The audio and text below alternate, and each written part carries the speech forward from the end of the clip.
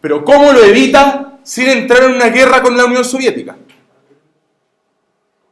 A todo esto, su staff de generales, su Estado Mayor, que le asesora militarmente a Kennedy, querían invadir la isla. El gran problema de invadir la isla es que en la isla había personal militar ruso. Por lo tanto, se podía tomar como un acto de guerra. Y eso era peor aún, porque no hay que olvidar que en Europa hay una pequeña capital llamada Berlín, que para la época de la Guerra Fría está compartida entre soviéticos y norteamericanos. Por lo tanto, si por alguna razón algún soldado norteamericano o algún avión norteamericano mataba a algún soldado soviético en Cuba, la Unión Soviética iba a responder invadiendo Berlín y toda Europa con un destacamento de sobre 800 tanques rusos. Mira, esto es un juego de ajedrez. Me tocáis por un lado y te ataco por el otro. Por lo tanto, había que hacer, Kennedy tenía que hacer de alguna forma evitar que Khrushchev instalara los misiles, pero sin tocarlo. La pregunta era ¿cómo? Eso es la Guerra Fría. Chicos, el año 62 el mundo estuvo 13 días pegado a la radio, pegado a las noticias, pegado a la televisión que estaba recién apareciendo. El año 62 estaba por primera vez apareciendo la televisión en directo. El Mundial de Fútbol de Chile fue el primer mundial transmitido en vivo en la historia de la humanidad. Era increíble para la época, para nosotros muy común. Uno hace un directo aquí con un celular en el patio del colegio. Imagínate, en el año 62 ver algo en vivo era pero fantástico. O sea, estar en un televisor en Santiago viendo al presidente Kennedy hablar del problema de los misiles y saber que eso era instantáneo. Para uno es muy común, para ellos no. El mundo tuvo 13 días en vilo, 13 días así, esperando si alguien iba a dejarla grande y se iba a desatar la Tercera Guerra Mundial nuclear. Bueno, cuento corto, finalmente Estados Unidos, ¿qué hizo? Buscó aliados en la OEA, en la Organización de Estados Americanos, y hizo un bloqueo naval en Cuba. ¿O no puedo aumentar más? Bloqueo. Claro. ¿Qué significa? Que apoyado por países americanos, entre ellos Chile le prestó ropa durante la Guerra Fría hasta Allende. ¿Ya? Dime. Ese punto rojo que está ahí en no sé qué parte. No, son países centroamericanos, por ejemplo Nicaragua. Es que en Nicaragua hubo ciertas sublevaciones y hubo influencia soviética, pero fueron contrarrestadas por grupos de contrainsurgencia norteamericana. Claro, guerrilla. Sí, ahí hubo, por ejemplo, el tema del movimiento sandinista en Nicaragua, que es un movimiento creado por un personaje de apellido Sandino, crea todo un movimiento comunista para derrocar al gobierno, que era un gobierno autoritario, ¿ya? E instalar también una república comunista. Pero ¿qué hizo Estados Unidos? Financió, envió tropas, ¿ya? Y finalmente ¿qué hizo? Aniquiló el movimiento sandinista. ¿Sí? Estados Unidos, para Estados Unidos era muy importante Centroamérica, por una razón obvia: el canal de Panamá. El canal de Panamá es un punto estratégico para Estados Unidos, porque le permite comunicar sus dos zonas de flotas navales. Piensen que Estados Unidos, que tiene una cantidad de barcos, portaaviones y submarinos equivalente a como 15 armadas chilenas. Por lo tanto, esta zona es vital. Así que imagínense que llegara un grupo a decir, oye, ¿te dije que el canal sea de los rusos? Para los gringos era, no sé, volverse locos. No podían perder ese control. Ahora, ¿saben qué es lo más paradójico de todo? Vamos a adelantar un poco en las páginas del texto, pero también tiene que ver con su prueba. Que en algún minuto, sin darse cuenta, en un país que para ellos no significaba mucho, en el sur del mundo, en el sur del continente, ni siquiera por la vía armada, sino por la vía electoral, un país se transforma al socialismo. Chile. Y el mayor problema para Estados Unidos, ¿saben cuál fue? Que ese presidente socialista llega al poder por el voto, es decir, los chilenos lo eligieron. No llegó a través de una revolución armada como fue el caso de Fidel en Cuba. Por lo tanto, ¿qué le genera eso? Que no puede buscar apoyo en la OEA, no puede buscar apoyo en los otros países para invadir Chile. Porque le dicen, oye, pero ¿por qué hay que invadir Chile si los chilenos eligieron a Allende? Problema de los chilenos. Allá ellos que quieren un gobierno socialista. Pero eso no lo puede hacer. ¿Por qué? Porque Estados Unidos teme que si en Chile se elige, o bueno, se eligió el 70, un presidente socialista, los otros países de la región hagan exactamente lo mismo. Y eso es fatal para Estados Unidos. ¿Se imaginan para Estados Unidos ese mapa pero rojo? Claro. Exactamente. Eso fue la Guerra Fría en el contexto de América Latina. Y ahora volviendo a su pregunta, Jerónimo. Y es por eso que una de las cosas que hace Estados Unidos es hacer estos tratados. ¿Ya? Es decir, decirle a los latinoamericanos, yo los voy a apoyar. ¿Qué necesitan? ¿Qué necesitan? Plata, nuevas carreteras, hospitales, más armamento, no hay problema. Tome, ahí está. Lo que Kennedy llamó la Alianza para el Progreso. En el periodo de Frei Montalva. Frei Montalva era un admirador de Kennedy. Pero con una condición. Usted evita el comunismo a toda costa en su país. Tanto fue así que en muchos países de América Latina, los presidentes, los gobiernos de turno, ¿ya?, aliados de Estados Unidos que recibían este financiamiento y esta ayuda de Estados Unidos, declararon leyes que hacían ilegal el comunismo.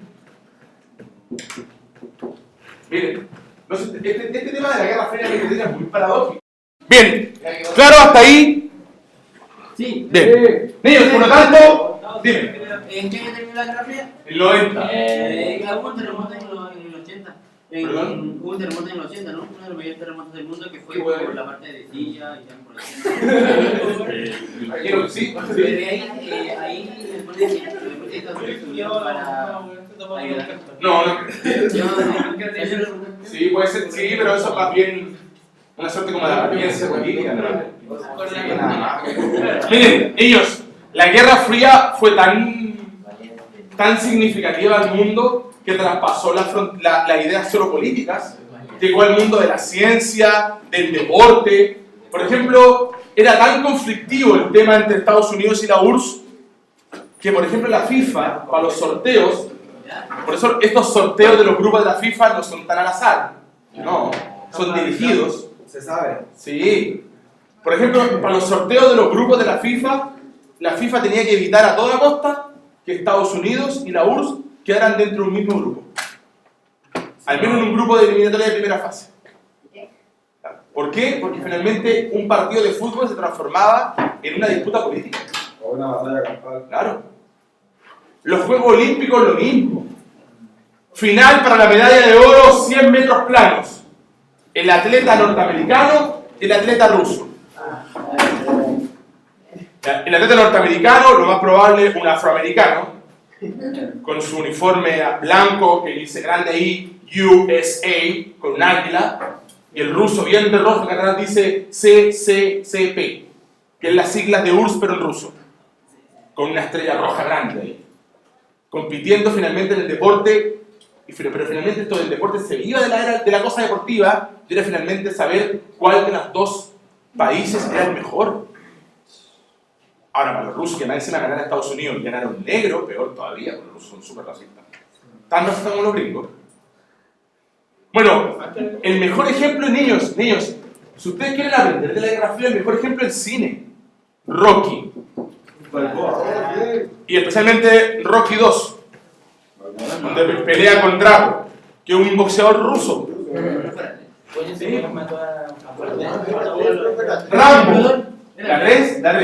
Rambo. Rambo también es Guerra Fría. Terminator, Guerra Fría. Toda la misma onda. Bueno, como le explicaba entonces, algo adelantado anteriormente, ya, si se fijan, Fidel Castro inicia un movimiento revolucionario para poder derrocar a la dictadura de Fulgencio Batista. Sí. Batista había gobernado con un gobierno corrupto, autoritario por mucho tiempo en Cuba.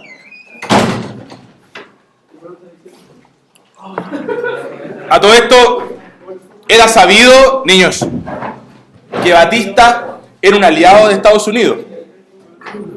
Ahora les digo algo que se conoce poco.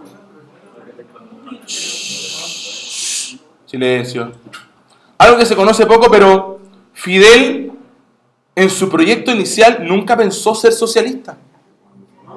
No. Él si ustedes leen o buscan información o escuchan las grabaciones que hay de los primeros discursos de Fidel cuando Fidel entra a La Habana. ¿Qué dice acá? A ver. Acá está. El 59. Miren, cuando el año 59 cae Batista y Fidel, ahí con el puño en alto, entra con sus tropas, ayudado por su mano derecha Ernesto Che Guevara, él en ningún discurso declaró que su gobierno iba a ser marxista. En ningún discurso declaró que su gobierno, que Cuba, iba a ser un aliado socialista de la URSS. Nunca. Su idea original nunca fue ser marxista-socialista. Nunca. Entonces uno se pregunta, ¿qué pasó? Bueno, en el camino, una vez en el poder, una vez tratando de gobernar la isla, Fidel ya se da cuenta de los grandes problemas económicos que tiene y de la poco apoyo que tiene de Occidente, especialmente de Estados Unidos. Finalmente, obviamente la URSS le presta apoyo. Y el año 61, ahí lo dice, miren, en diciembre del 61, Fidel Castro declaró formalmente su adhesión al marxismo. O sea, llega al 59 al poder, pero no llega siendo marxista. Recién en el 61 transforma el gobierno de la isla en un gobierno de carácter marxista-socialista. Pero eso lo hace más bien por interés. Ojo, por interés. Dime. El marxismo es una ideología política basada en las ideas de un filósofo alemán llamado Karl Marx. Que a todo esto Marx es un filósofo que para esta época está más que muerto. ¿Qué? Tú a lo mejor lo conoces porque tiene la pinta como de viejito pascuero. Marx, que según los sociólogos es uno de los padres de la sociología. Karl Marx. Él. Sí, pues es de Pascuero, ¿no? Ya, él es un filósofo alemán del siglo XIX. ¿Ya? Y Marx publicó un texto que se llama La revolución del proletariado, la crisis del capitalismo. Marx, ¿qué decía? Que el capitalismo en algún momento iba a morir, iba a llegar a una crisis, y que el proletariado, es decir, la clase obrera trabajadora, se iba a hacer con el poder cuando el capitalismo entrara en crisis. Incluso él se aventuró en predecir, en vaticinar dónde iban a ocurrir esas revoluciones proletarias. Y dijo que iban a ocurrir en Alemania, en su nación, y en Inglaterra. Ahora, ¿por qué él lo dice que va a ser ahí? Porque Alemania e Inglaterra son las dos grandes potencias industriales del siglo XIX. No se olviden de la revolución industrial. Pero se equivocó. La revolución proletaria no ocurrió ni en Alemania ni en Inglaterra, ocurrió en Rusia. Sí. Y ni siquiera fue del mundo proletariado industrial, del obrero industrial, fue campesina. Ahora se preguntará por qué Marx se equivoca. En realidad no se equivoca, porque en realidad Inglaterra y Alemania hicieron algunos cambios en las leyes laborales para evitar que ocurriera eso. Bueno, volviendo a la pregunta de su compañera, finalmente de las ideas de Marx van a ser que el proletariado, es decir, el pueblo, la clase trabajadora, tiene que gobernar, tiene que cuando hay un gobierno tiránico, un gobierno que oprime al pueblo, se tiene que sublevar. Y ahí nace la idea del marxismo. ¿Ya? Y el marxismo además, asociado con ideas comunistas, ideas bolcheviques rusas de 1916, habla del gobierno proletario, del gobierno de las clases trabajadoras, del gobierno del pueblo, es decir, del gobierno de todos. Y propone, por lo tanto, entonces una idea de sociedad igualitaria, donde no haya clases sociales, donde no haya diferencias de ricos y pobres. Y por eso cuando uno estudia la historia de los países marxistas, como por ejemplo Cuba, ¿ya? El Estado lo controla todo. No existe la propiedad privada, porque todos son iguales. Nadie tiene mejor ropa que otro. Nadie tiene más autos que el otro. Por ejemplo, en un país marxista, como Cuba, tú no puedes decir, oye, yo voy a ir a comprar una tienda, quiero tener 3 teles. No. Usted tiene la tele que el Estado le autoriza a tener. Ah, yo me voy a comprar 4 casas para arrendarlas. No, las casas son todas del Estado. Es gratis, pero no es tuya. Y como no es tuya, no es heredable. Tú te mueres y la casa no la heredan tus hijos, es del Estado. Vuelve a manos del Estado. Bien, pregunta hasta ahí. Bueno, niños, para terminar aquí, chicos, si se fijan entonces, estos movimientos como el movimiento cubano, ¿ya?, que llegó a la victoria, y como dice el texto, en un territorio cercano a Estados Unidos, como yo le explicaba en el mapa, para Estados Unidos esto fue terrible. Sin embargo, estos movimientos llegan al poder a través de la vía armada. ¿Sí? Son revoluciones violentas, ¿ya? Golpes de Estado, sublevaciones militares, por lo tanto hay muerte. Ahora, ¿fue el único movimiento el de Cuba? No. Aquí está, porque me preguntaba usted por qué en el mapa en Centroamérica habían puntos rojos. Por ejemplo, miren acá, el caso en Nicaragua, 1979, el Frente Sandinista de Liberación Nacional. Un caso que imitó el movimiento revolucionario cubano, ¿ya? Derrocó a la dictadura de Somoza. El caso de Guatemala, que tuvo las famosas fuerzas rebeldes, conocidas como las FARC. Incluso, ¿cómo? No, esas son las FARC, tienen una C final. Esas son las Fuerzas Armadas Revolucionarias de Colombia. Pero eso es distinto. Cuidado, miren, una diferencia. Las FARC colombianas son lo que se conocen como movimientos insurgentes narcoterroristas. Es decir, son movimientos revolucionarios, pero que se financian a través del narcotráfico de cocaína. Sí, es distinto. A pesar de que, ojo, a pesar de que la FARC lo niega, ¿ya? Pero hasta donde yo he leído es cierto. Bien. Bueno, y más abajo, en Sudamérica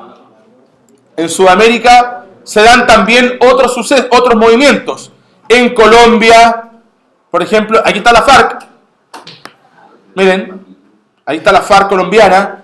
El 64, para el caso uruguayo, con el Movimiento de Liberación Nacional de los Tupamaros. Chile, para el año 65, con el MIR, el Movimiento de Izquierda Revolucionaria, que se activó y siguió incluso funcionando en la clandestinidad después del golpe de Estado de Pinochet, como movimiento terrorista insurgente.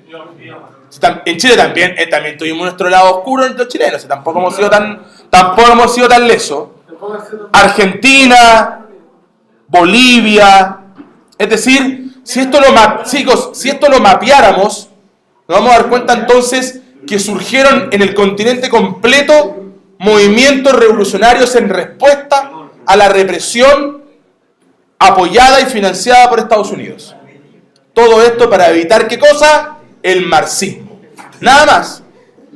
Por lo tanto, se justificó la violencia, se justificó la violación a los derechos humanos, se justificaron los gobiernos autoritarios solamente, ¿por qué? Para evitar el comunismo. Lo usamos como sinónimo, sí. Tiene diferencias, pero para nuestro estudio sí, como sinónimo. ¿Dudas? ¿No? No, profe, clarito como el agua. Ya.